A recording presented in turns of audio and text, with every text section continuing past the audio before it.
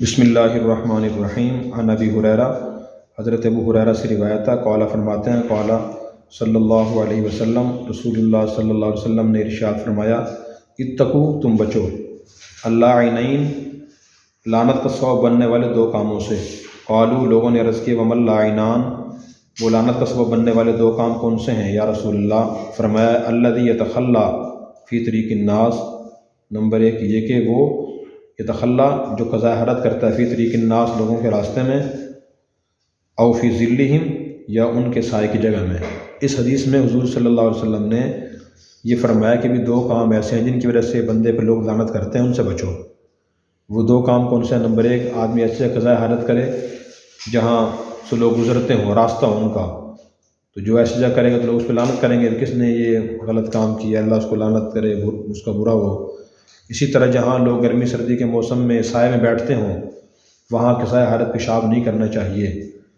تو اس حدیث سے کیا معلوم ہوا کہ ہمیں اسلام دوسروں کے لیے تکلیف کا باعث بننے سے منع کرتا ہے اور راحت اور سکون کا باعث بننے کی تلقین کرتا ہے۔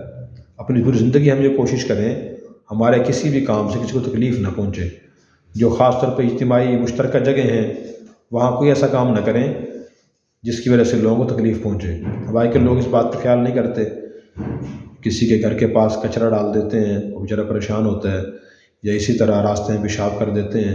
دیہاتی لوگ خاص طور پہ خیال نہیں کرتے، تو اس کا خیال کرنا چاہیے۔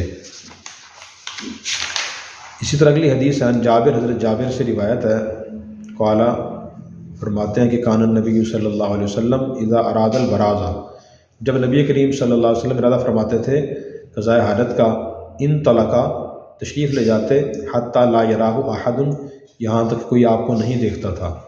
یعنی جب بھی آپ قضاء حاجت کرنی ہوتی تو آپ دور تشریف لے جاتے تھے۔ اس زمانے میں بیت الخلاء تو ہوتے نہیں تھے، بلکہ لوگ جنگلوں میں، ویران جگہوں میں قضاء حاجت کرتے تھے، تو آپ دور جاتے تھے تاکہ کوئی نظر نہ آئے، کسی کو میں نظر نہ ہوں۔ تو اس سے معلوم ہوا کہ بندے کو قضاء حاجت پردے کی جگہ کرنی چاہیے، لوگوں کو سامنے نہیں کرنی چاہیے، اور دور کرے، ایسی جگہ کرے جہاں سے لوگوں کو بدبو بھی نہ آئے۔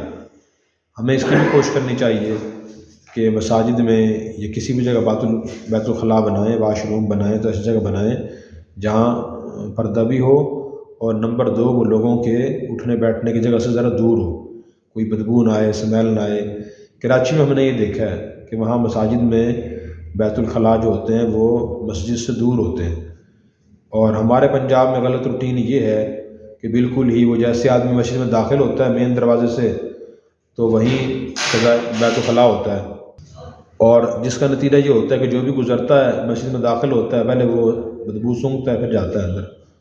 اسی طرح بعض اوقات اتنا قریب ہوتا ہے بیت الخلاء کہ مسجد میں بدبو آ رہی ہوتی ہے، تو اس کی بھی ہمیں اصلاح کرنی چاہیے۔ جب مسجد تعمیر کریں تو ایسے بیت الخلاء بنائیں گزرنے والوں کو بدبو نہ آئے اور پریشان نہ ہوں لوگ۔ اگلی حدیث، عن ابی موسیٰ، حضرت ابو موسیٰ سے روایت ہے، قال، فرماتے ہیں، کنت مع النبی صلی اللہ علیہ وسلم، میں نبی کریم صلی اللہ علیہ وسلم کے ساتھ تھا، ذات یوم، ایک دن، فاراد ان یبولا، تو آپ نے ارادہ فرمایا پیشاب کرنے کا، فاتا دمیسا، تو آپ تشریف لائے، دمیسا کا معنی نرم نشیبی جگہ، فی اصلی جدار، دیوار کے قریب، فبالا، آپ نے پیشاب کیا، ثم قالا، پھر فرمایا، اذا اراد احدکم، جب تم میں سے کوئی ارادہ کرے، ان یبولا، پیشاب کرنے کا، فلیرتد لبولی، تو مناسب جگہ تلاش کر اپنے پیشاب کے لیے۔ تو موسیٰ رضی اللہ عنہ بیان فرما رہے ہیں کہ میں حضور کے ساتھ تھا، آپ کو پیشاب کی حاجت ہوئی تو آپ نے نرم جگہ تلاش کی، تو آپ دیوار قریب تشریف لائے اور وہاں قریب لا کے آپ نے وہاں پیشاب کیا، نرم جگہ۔ سخت جگہ کیوں پیشاب نہیں کیا؟ اس لیے کہ اگر سخت جگہ پیشاب کیا جائے تو چھینٹے اڑ کے اپنی طرف آتے ہیں، نرم جگہ پیشاب کیا جائے چھینٹے اڑ کے نہیں آتے، پیشاب ہی جذب ہو جاتا ہے۔ تو دیکھیں آپ کتنے محتاط تھے، اور آپ کی جو ہدایات اور تعلیمات ہیں وہ ہمیں یہی ہیں کہ ہم ہر کام میں محتاط رہیں، وہی کام کریں اور اس طریقے سے کریں جس طریقے سے کام کرنا اچھا ہو۔ بے ڈھنگے طریقے سے، غلط سلط طریقے سے کام کرنا جس سے نقصان ہو، یہ دین کی تعلیمات نہیں ہیں، یہ آپ کا مزاج نہیں تھا۔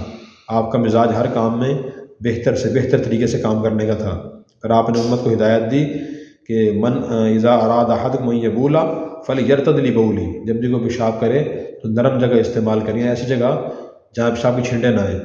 اچھا، ایک اور بات ذہن میں آ گئی ہے، ہم اکثر پیشاب کرتے ہیں فلش میں بیٹھ کے، فلش سیٹ ہوتی ہے، تو اس کے بھی ایک جگہ اٹھی ہوتی ہے، ایک جگہ اندر کی ہوتی ہے، تو بعض اوقات آدمی بیٹھتے ہوئے احتیاط نہیں کرتا، اور جگہ جو اٹھی ہوتی ہے نا تو وہاں آدمی کے پیشاب گرتا ہے تو کپڑوں پہ آ جاتا ہے۔ اس کا بھی خیال کرنا چاہیے کہ ایسی جگہ نہ بیٹھیں، تو پیچھے ہو بیٹھیں تاکہ پیشاب نیچے گرے، چھینٹے اس کے نہ آئیں، اور کہیں باہر پیشاب کرنا ہو تو پھر نرم جگہ تلاش کریں۔ اگلی حدیث ان عبداللہ بن مغفل سے روایت ہے، قال فرماتے ہیں کہ قال صلی اللہ علیہ وسلم، رسول اللہ صلی اللہ علیہ وسلم نے فرمایا، لا یبولن احدکم، ہرگز نہ پیشاب کرے تم میں سے کوئی، فی مستحمہ، اپنے غسل خانے میں، ثم یغتسل فیہ، پھر وہ غسل کرے اسی میں، او یتوضأ فیہ، یا اس میں وضو کرے، فإن عامۃ الوسواس منہ، اس لیے کہ عام وسوسے اسی سے پیدا ہوتے ہیں۔ تو حضور یہ فرما رہا ہے کہ آدمی کو اپنے غسل خانے میں پیشاب نہیں کرنا چاہیے، کہ آدمی کو پہلے وہاں پیشاب کرے پھر وہیں غسل کرے یا وضو کرے، اس سے وسوسوں کی بیماری پیدا ہوتی ہے۔ تو حضور کے زمانے میں جو غسل خانے ہوتے تھے وہ کچے، ان کے فرش کچے ہوتے تھے، جگہ کچی ہوتی تھی، تو اس لیے وہاں آپ نے پیشاب کرنے سے منع فرمایا کہ اگر آدمی وہاں پیشاب کرے گا پھر بعد میں دوسرے غسل کرے گا یا وضو کرے گا تو ذہن میں خیال ہی آئے گا کہ معلوم نہیں شاید وہ گندے پیشاب کے والی جگہ پہ جو چھینٹے پڑے ہیں نا غسل کے یا وضو کے پانی کے، وہ شاید کپڑوں میں جسم میں نہ لگ گئے ہوں، وسوسہ پیدا ہوگا، برا خیال پیدا ہوگا، اطمینان نہیں ہوگا، اس لیے آپ نے اس سے منع فرمایا۔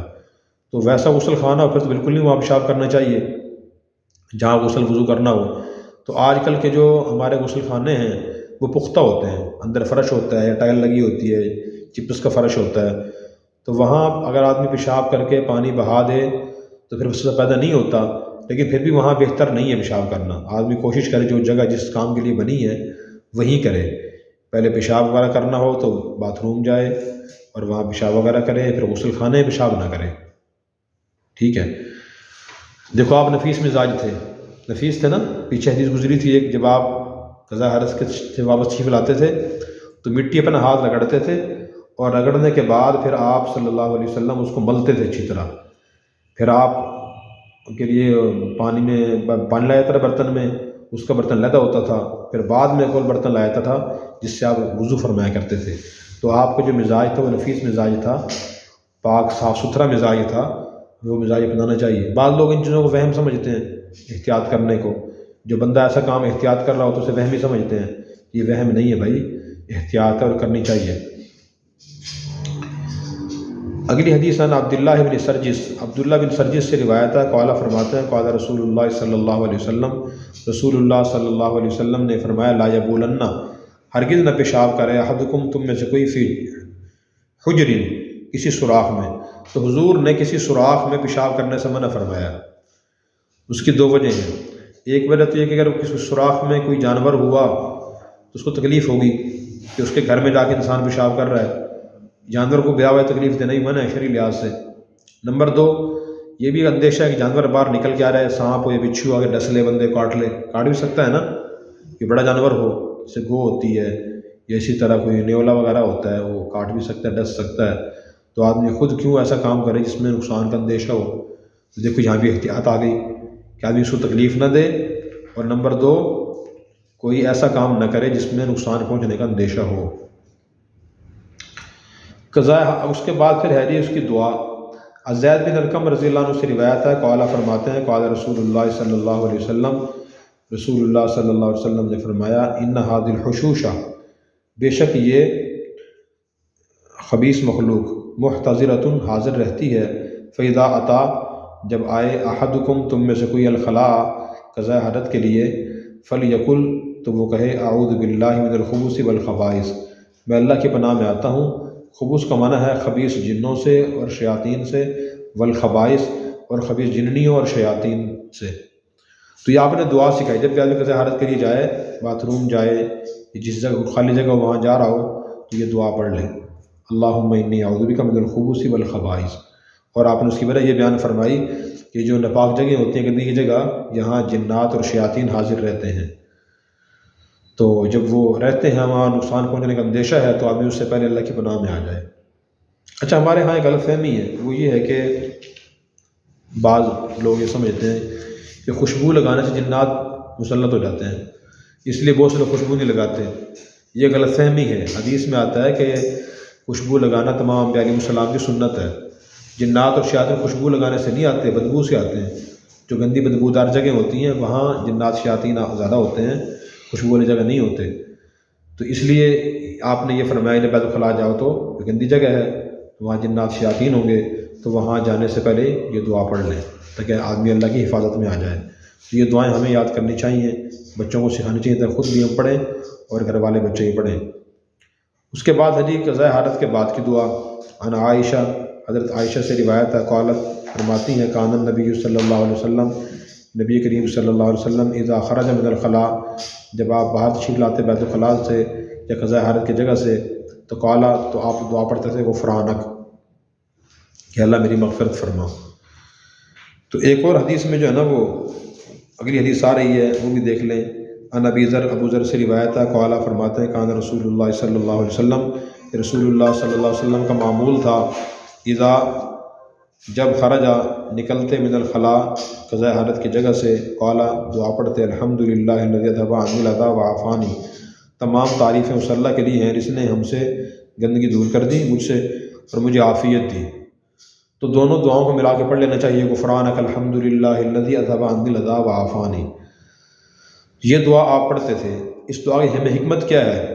حکمت دیکھیں یہ ہے کہ آپ نے اس وقت سکھایا ہمیں کہ جیسے ظاہری گندگی آدمی کے دل جسم سے نکل گئی نا، تو آدمی اپنے گناہوں کی جو گندگی اس کو بھی یاد کرے، اللہ سے مغفرت مانگے کہ اللہ جیسے میری ظاہری گندگی دور ہو گئی ہے، اسی طرح میرے گناہوں کی گندگی مجھ سے دور فرما اور مجھے معاف فرما۔ اور دوسرا اللہ کا شکر بھی ادا کیا کہ اللہ کی تعریف ہے، اس نے مجھے تکلیف دہ چیز دور کر دی اور مجھے عافیت دی۔ اس لیے قضاء حاجت ہو جانا، وقت پہ پیشاب پخانے کا آ جانا، یہ اور خارج ہو جانا، یہ بھی اللہ کی عظیم نعمت ہے۔ کسی کا پیشاب بند ہو جائے، قبض ہو جائے، اجابت نہ ہو، اسے بڑی پریشانی ہوتی ہے۔ تو آپ اتنے باریک بین تھے اور آپ اللہ کی نعمتوں کو اتنی گہرائی سوچتے تھے کہ آدمی کو یہ حدیثیں پڑھنے سے پتہ چلتا ہے اور متوجہ ہوتی ہے کہ اتنی اللہ کی ہم میں نعمتیں ہیں۔ میں نے ایک واقعہ پڑھا تھا کہ ہارون الرشید جو بادشاہ تھے، ایک مرتبہ شکار کے لیے گئے اور جنگل میں بہت دور نکل گئے۔ جب بہت دور گئے تو وہاں پیاس لگی اور پاس پانی نہیں تھا۔ دور ایک گھر نظر آیا تو ان سے کہا کہ جی ایک گلاس پانی تو دے دیں۔ انہوں نے پانی دیا اور بادشاہ نے پی لیا۔ تو قریب کو اللہ والے تھے، انہوں نے پوچھا کہ بادشاہ سلامت، اگر آپ کو جس نے گلاس پانی دیا اگر وہ یہ کہہ دیتا کہ میں تب گلاس پانی دوں گا جب آپ مجھے عالی سلطنت دیں، تو کیا آپ دے دیتے؟ ہارون الرشید نے کہا کہ میں دے دیتا، اس لیے کہ ایک طرف جان تھی، ایک طرف عالی سلطنت تھی، لیکن جان کی اہمیت زیادہ ہے، میں دے دیتا۔ تو پھر انہوں نے پوچھا اگر یہ جو پانی اندر گیا آپ کے، پانی پیا آپ نے، اگر یہ خارج نہ ہو پیشاب کی صورت میں، پیشاب بند ہو جائے اور کوئی آدمی کہے جی آپ پہ عالی سلطنت دیں مجھے، پھر میں خارج کروں گا اسے، کوئی ڈاکٹر حکیم کہے، تو کیا آپ اسے دے دیں گے عالی سلطنت؟ میں کہا جی تو اس سے بڑا مسئلہ ہے، آدمی کا شدید پیشاب آیا وہ پریشانی ہوتی ہے نا، جب تک آدمی خارج نہ کرے پریشانی ہوتی ہے۔ اس نے کہا، انہوں نے کہا جی میں دے دوں گا۔ تو پھر انہوں نے نصیحت فرمائی ان کو کہ دیکھیں اب تک کتنے گلاس کے پانی پیا آپ نے اور خارج بھی ہو گئے۔ تو آپ کی بات سے بات سمجھ آئی کہ آپ گلاس پینے اور خارج ہونے کی قیمت پوری سلطنت ہے، اور اللہ تعالیٰ نے کی اب تک بغیر کوئی آپ سے معاوضہ لیے آپ کو پانی بھی عطا فرمایا اور خارج بھی فرما دیا۔ یہ کتنی بڑی اللہ کی نعمت ہے۔ تو ان نعمتوں کو ہمیں سوچنا چاہیے، سوچیں گے تو ہمیں شکر ادا کرنے کی توفیق ہوگی۔ ہمارے ہاں ناشکری بہت عام ہے اور آدمی سوچتا رہتا ہے میرے پاس کچھ بھی نہیں ہے، کچھ بھی نہیں ہے، کوئی نعمت نہیں ہے، ناشکری کرتا رہتا ہے، زبان سے کہتا ہے، احساس کمتری میں مبتلا ہوتا ہے، مطمئن نہیں رہتا۔ اگر ان نعمتوں کو ہم سوچیں گے شکر ادا کرنے کی توفیق ہوگی۔ اللہ ہمیں عمل کرنے کی توفیق عطا فرمائے۔